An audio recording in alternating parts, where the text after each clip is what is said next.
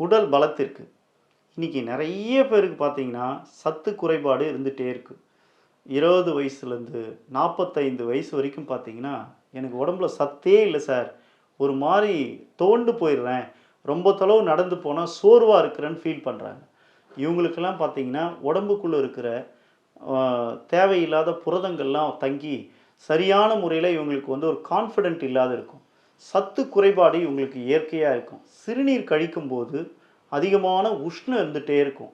சாப்பிடுற உணவுல ஒரு நாளைக்கு சாப்பிடலாம், ஒரு நாளைக்கு சாப்பிடக்கூடாது அப்படின்னு அந்த கவனத்தோடு சாப்பிடுற அந்த நிலையை இவங்க விட்டுருவாங்க. டைம் தவறி சாப்பிடுறது, அதிகமான ஒரு சிந்தனை ஏதோ ஒரு சிந்தனையில போயிட்டே இருக்கிறது. இப்படி இருக்கிறவங்களுக்கெல்லாம் சிறுநீர் வழியா புரோட்டீன் வெளியேறிட்டே இருக்கும். படிப்படியா நாளடைவில இவங்களுக்கு சத்து குறைஞ்சிட்டே இருக்கும். அந்த மாதிரி சத்து குறைவான இருப்பவர்களுக்கெல்லாம் ஒரு அத்தி பழத்தை வைத்து 200 மில்லி பால், நல்லா காய்ச்சின பால 200 மில்லி அளவுக்கு நம்ம எடுத்துக்கிறோம். அத்தி பழத்த சிறு சிறு துண்டா ஒரு 5 அத்தி பழத்த நம்ம எடுத்துக்கிறோம். 2த்தையும் சேர்த்து மிக்ஸி ஜார்ல நல்லா அரைக்கிறோம். காய்ச்சின பாலோடு சேர்த்து அத்தி பழத்த அரைச்சி, அதோடு கூட கற்கண்டு சேர்க்கிறோம். கற்கண்டு சேர்த்து தேவையான அளவுக்கு கற்கண்டு சேர்க்கலாம். இப்போ எனக்கு சர்க்கரை நோய் இருக்கு சார்.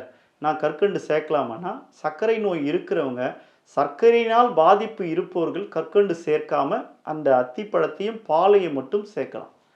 சர்க்கரை இல்லாதவர்களுக்கு அத்திப்பழத்தோடு அந்த சர்க்கரையை சேர்த்து, பாலோடு சேர்த்து நல்லா மிக்ஸி ஜார்ல அரைச்சிங்க. அப்படி அரைச்சி டெய்லி காலையிலயும், சாயந்தரத்திலும் டெய்லி சாப்பிடுங்க. அப்படி சாப்பிட்டுட்டே வந்தீங்கன்னா, நாளொரு மேனியும் பொழுதொரு வண்ணம் உங்களுக்கு வந்து ரத்தத்தில் இருக்கின்ற அணுக்கள் படிப்படியா உயர ஆரம்பிக்கும். நோய் எதிர்ப்பு சக்தி கிடைக்கும். அதே மாதிரி நாடி நடைகள்லாம் உங்களுக்கு ஒரு விதமான நடுக்கம் இருக்கும். அந்த நடுக்கங்கள்லாம் படிப்படியா குணமாகும். அது மட்டும் இல்லாத, அத்திப்பழத்த தொடர்ந்து யாரெல்லாம் சாப்பிடுறாங்களோ, நரம்புகள் எல்லாம் பலப்படும்.